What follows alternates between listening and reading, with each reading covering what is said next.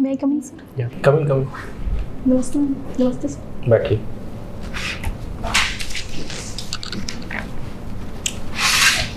अच्छा तनुजा जी, जी सर। तनुजा का मीनिंग क्या होता है? तनुजा का नाम होता है सर बेटी। बेटी। जी हाँ सर। ठीक है। बेटी और तनुजा, इसके 5 पर्यायवाची बताइए। सर एक तो है पुत्री, दुहिता, आत्मजा और बताइए। आत्मजा। अच्छा आत्मा को डिफाइन कीजिए। आत्मा को डिफाइन कीजिए। Sorry sir. कोई बात नहीं। अच्छा आप भानु प्रतापू से ना? जी सर। उत्तर बस्तर कांकेर। कांकेर के जो है फेमस जो मंदिर है उनके नाम बताइए। सर एक मंदिर है ये बासना में है, दंतेश्वरी माता का मंदिर है सर, और एक सिंहवासिनी मंदिर है कांकेर में, और गढ़िया पहाड़ में सर देवी माता का मंदिर है। देवी माता का। दंतेश्वरी माता मंदिर बस्तर में कहाँ पे है? बस्तर में सर दंतेवाड़ा में है। दंतेवाड़ा के कौन से गांव में है? Sorry sir. अच्छा दंतेश्वरी मंदिर का निर्माण किसने करवाया था? सर दंतेश्वरी मंदिर का निर्माण अन्नम देव ने करवाया। अन्नम ने करवाया था। कब करवाया था? Sorry sir. अच्छा कोई बात नहीं। आप हलवा जनजाति से ना? जी सर। अच्छा मैंने सुना है कि हलवा जनजाति बहुत ही मतलबी जनजाति है, ऐसा क्यों बोलते हैं? आपने सुना इसके बारे में? ऐसा नहीं सर। नहीं सुना? किताबों में लिखा है, जो जी ट्राइबल की बुक है ना, संजय अलग ने जो लिखा है कि हलवा जनजातियों को मतलबी जनजाति कहते हैं, ऐसा क्यों कहते हैं? सॉरी सर, आर्थिक रूप से सक्षम होने के शायद इस वजह से वो मतलब ही हो सकता है। हाँ ठीक है। तो आर्थिक रूप से सक्षम क्यों है? सर क्योंकि इनकी जो आजीविका का साधन कृषि है, कृषि इनको विरासत के रूप में मिली है, इसलिए शायद ये आर्थिक रूप से सबसे सक्षम जनजाति। सिर्फ कृषि के कारण? कृषि के साथ साथ सर शिक्षा में भी सर्वाधिक शिक्षित जनजाति। बाकी जनजाति भी तो कृषि में आ गए हैं। हाँ बाकी जनजाति भी हैं, जो लेकिन मैदानी स्तर पे जो जनजातियां हैं वो भी कृषि में आ गए हैं, लेकिन स्पेशली हलवाई क्यों है आर्थिक रूप संपन्न? क्योंकि सर इनकी जो मूल रूप से इनको विरासत में मिली है कृषि, और साथ में ये चिवड़ा कूटने का भी काम करते हैं, और शिक्षित भी हैं। अच्छा ये बताइए कि हलवा जनजाति कहाँ पे संकेंद्रण है? ये मुख्य रूप से सर बस्तर में ये कोंडागांव, कांकेर, बालोद, नारायणपुर। इसका आंसर भी वहीं पे छुपा है ना, आप जाके इसको पढ़िएगा। जी सर। मेन कारण और कुछ है, ठीक है। अच्छा ये बताइए कि अटल बिहारी वाजपेयी जी के बारे में 3 विशेषताएं बताइए। सर ये जनसंघ के संस्थापक रहे हैं, और ये भारत के प्रधानमंत्री भी रहे हैं। ठीक है। कब से कब रहे हैं? ये कितने बार रहे हैं? 3 बार रहे हैं सर। कब कब? एक 1996 में, फिर 1998 में, फिर 1998 से 2004 पहली बार कितने समय के लिए थे? पहली बार सर 13 दिन के लिए थे। 13 दिन के लिए थे जी। ठीक है। भाजपा से पहले कौन से पार्टी में थे वो? सॉरी। अच्छा कोई बात नहीं। अच्छा महेंद्र कर्मा जी है कौन सी जाति से थे? सर महेंद्र कर्मा माड़िया जनजाति से। माड़ी जनजाति से थे ना? इनकी मृत्यु क्या हुई है? इनकी मृत्यु 25 मई 2013। 25 मई 2013। अच्छा महेंद्र कर्मा जी ने एक आंदोलन चलाया था, कौन सा आंदोलन था वो? सर उनका एक आंदोलन था सलवा जुड़ूम का। सलवा जुड़ूम का अर्थ क्या होता है? सलवा जुड़ूम का अर्थ होता है सर शांति की ओर लौटो। शांति की ओर लौटो। तो सलवा जुड़ूम सही था कि गलत था? उस स्थिति में सर एक प्रकार से सही था। सही था? सलवा जुड़ूम सही था? तो फिर सुप्रीम कोर्ट ने उसको बैन काहे कर दिया? सर उस समय की वर्तमान परिस्थिति में नक्सलवाद की समस्याओं से निपटने। सलवा जुड़ूम पता है ना क्या था? जी सर। क्या था उसमें? जी सर, उसका वहाँ की जो युवाएं हैं उनको मतलब बंदूक की सहायता से नक्सलवाद के मतलब ऐसा कर सकते हैं कि अगर वहाँ पे क्राइम हो रहा है तो लोकल लोगों को बंदूक दे दो, वो अपने आदमी को मारेंगे, ऐसा सही है मतलब ये? तो सुप्रीम कोर्ट तो बैन कर दिया था उसको कि ये गलत है करके ना, तो आप सही बोल रहे हैं, ठीक है कोई बात नहीं। अच्छा मान लो कि बात आपका पोस्ट नक्सल क्षेत्र में अगर होता है जी, तो आप किस तरीके से परमानेंटली नक्सलवाद को खत्म कर सकते हैं?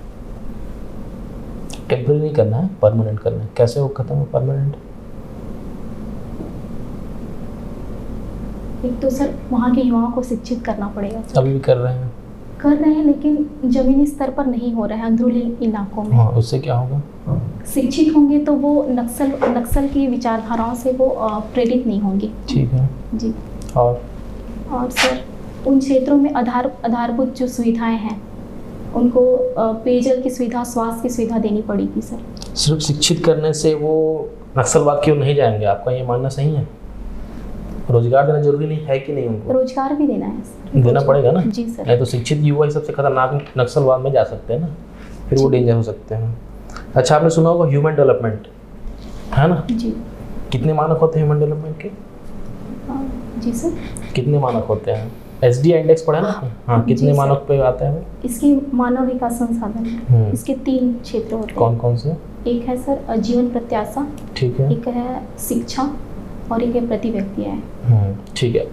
अगर मान लो बात, आप एक SDM के रूप में कहीं पदस्थ होते हैं, ठीक है, और ऐसी कोई आती समस्या, दंगा जैसी स्थिति आती है जहां आपको धारा 144 लगाना पड़ सकता है, ठीक है, तो आप ये बताइए कि धारा 144 कब लगता है, किस कंडीशन में लगता है और क्या क्या उसके पैरामीटर हैं? धारा 144 उस स्थिति में लगता है जब उस क्षेत्र में जैसे हिंसा हो रही है, हिंसा, झड़प और इन स्थितियों में लगाया जा सकता है सर। और इसमें ये है कि अच्छा, धारा 144 और कर्फ्यू में क्या अंतर है? कर्फ्यू सर कर्फ्यू 144 जो है वो 2 या 2 से अधिक लोग एक जगह 2 या 2 से अधिक लोग नहीं, 4 2 की 4 6 9 सर। अच्छा, कोई बात नहीं। अभी हमने जो है 15 अगस्त है ना सेलिब्रेट किया है, तो 15 अगस्त के ध्वजारोहण और 26 जनवरी के ध्वजारोहण में क्या अंतर होता है?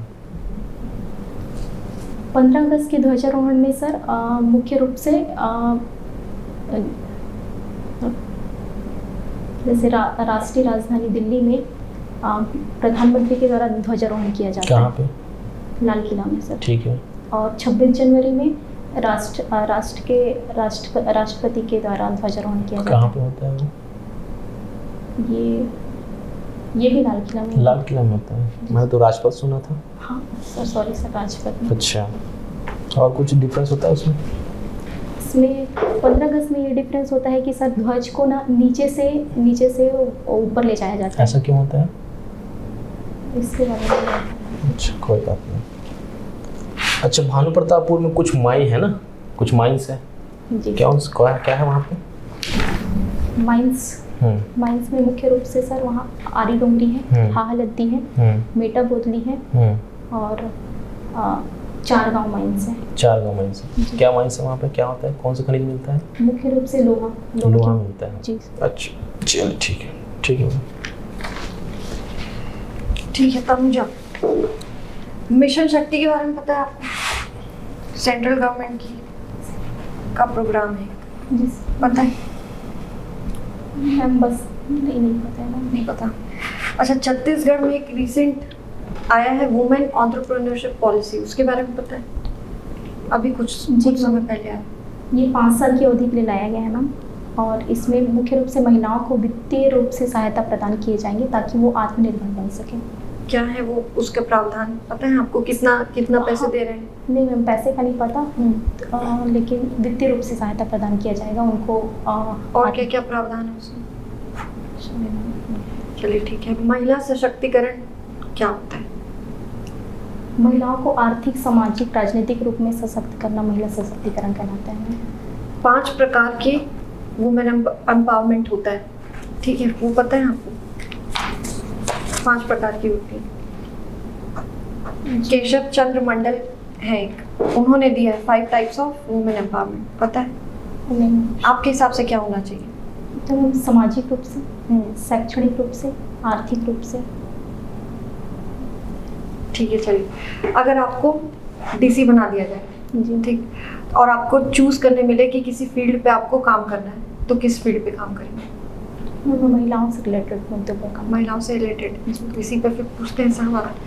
ठीक, आपने जैसे बोला सोशल पॉलिटिकल, ठीक है, तो आप पहले तो 5 ऐसी स्कीम्स बता दीजिए, वुमेन सेंट्रिक स्कीम्स, जो अभी छत्तीसगढ़ गवर्नमेंट चला रही है महिलाओं के लिए, वो बता दीजिए। ये तो है एक समेकित बाल विकास योजना, ये लेकिन केंद्र सरकार चला रही है। और छत्तीसगढ़ गवर्नमेंट की बताइए। एक है आजीविका अगला योजना है मैम, महिलाओं को आत्मनिर्भर बनाने के लिए, और दूसरा है मुख्यमंत्री कन्या विवाह योजना, और बेटी बचाओ बेटी पढ़ाओ योजना। वो एक तरह से सेंट्रल और स्टेट दोनों की, स्टेट गवर्नमेंट जो हमारी अभी की सरकार है वो क्या लेकर आई वुमेन एम्पावरमेंट? एक है पावना अभियान है मैम, और मांझी योजना,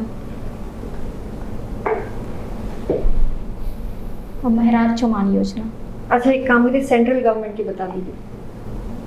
सेंट्रल गवर्नमेंट की 5 वुमेन सेंट्रिक स्कीम्स बता दीजिए।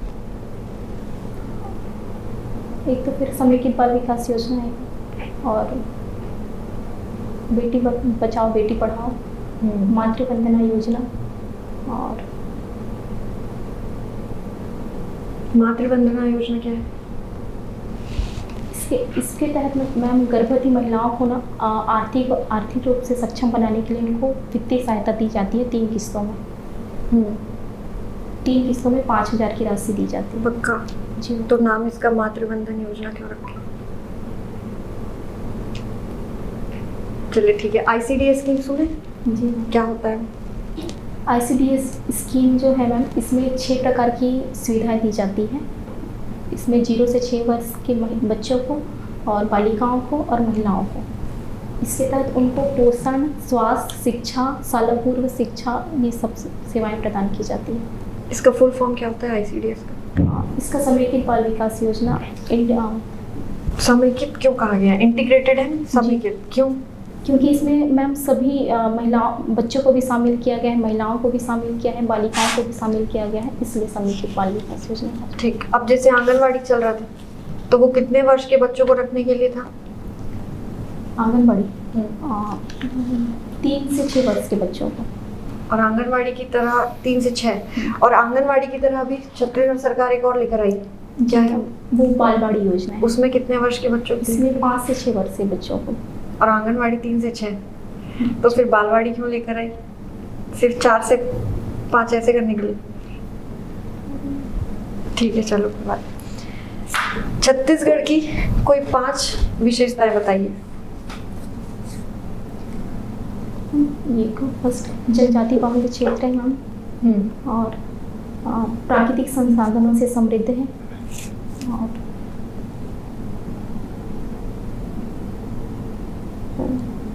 5 विशेषता बता दीजिए छत्तीसगढ़ की। एक तो जनजाति बोली है, दूसरा पर्यटन की दृष्टि से भी, ठीक।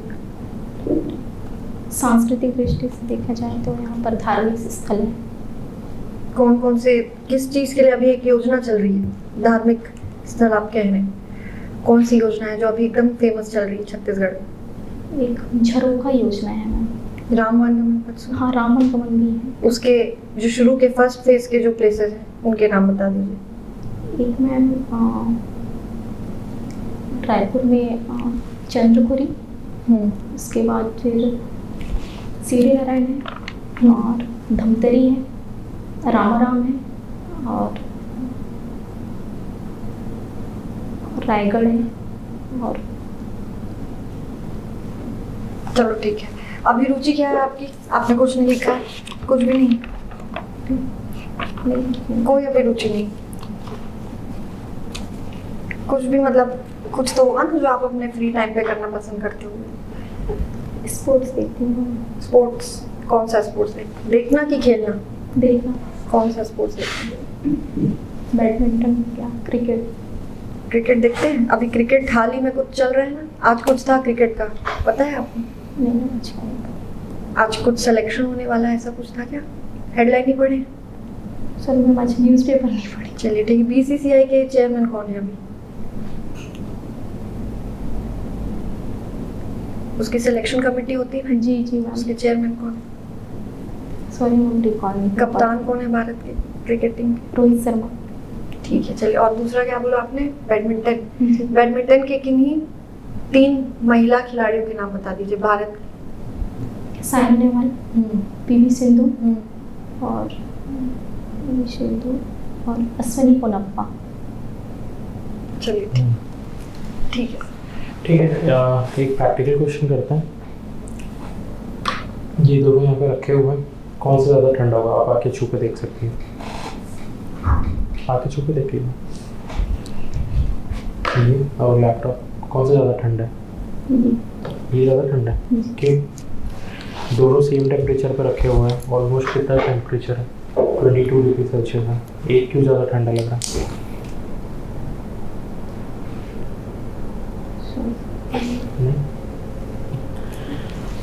सिंगल यूज प्लास्टिक क्या होता है?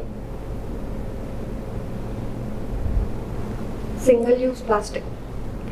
आवाज़ क्लियर नहीं है? जी सर, क्लियर है सर। नेशनल टीवी चैनल्स के नाम बताइए, न्यूज़ चैनल्स के 5। NDTV, आज तक,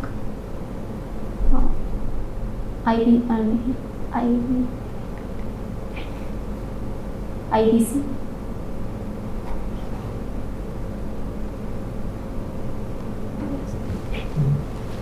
कौन ज़्यादा स्ट्रॉन्ग है, मैन या वुमेन?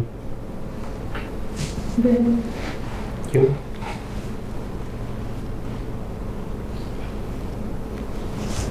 क्योंकि सर वो मेन ये डरिए मत आप, बहुत डर जा रही है। एकदम सिंपल सा क्वेश्चन है। पाई चाहिए आपको? नहीं सर। Next question. अच्छा ये बताइए, पोस्ट प्रेफरेंस में क्या रखा है आपने सबसे पहले? सर DC, DC नहीं बने तो क्या करोगे? उसके नीचे अकाउंट ऑफिसर। मतलब जो मिल जाएगा वो कर लोगे? जी सर। मतलब कुछ भी हो बस चाहिए, जी नौकरी चाहिए बस, ऐसा है? जी। चाहे कोई भी पोस्ट, ऐसा नहीं। कोई फिक्स नहीं है? मतलब आप कोई एक एम फिक्स करती हैं तो वो चाहे मिले चाहे ना मिले, कुछ भी मिल जाए वो चलेगा? जी सर। अच्छा अगर जॉब ही नहीं मिला तो? सर मिलेगा सर, मिलेगा। ये बताइए, आसमान नीला क्यों दिखता है?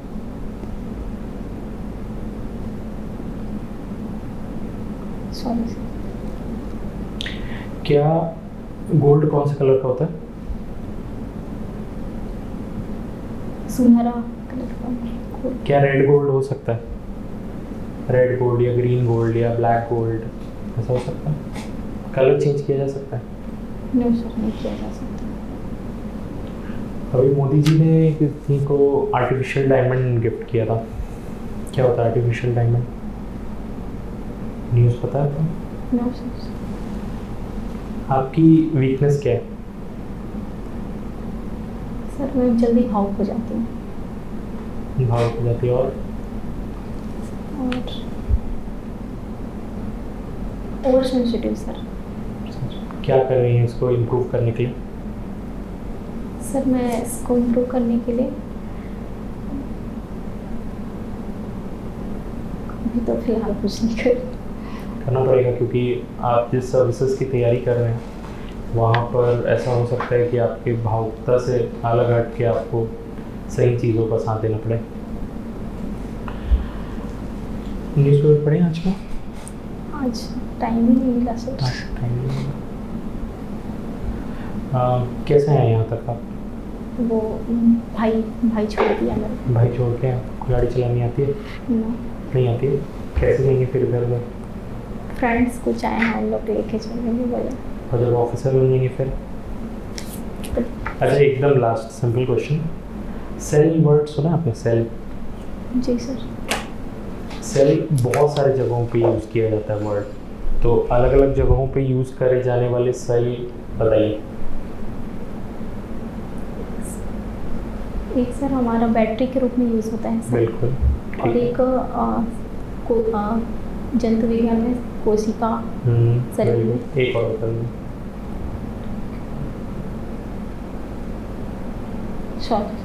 नहीं, जेल को भी सेल कहते हैं, या वो एक्सेल में भी सेल होता है, ऐसे बहुत सारे जगह पे यूज़ होता है।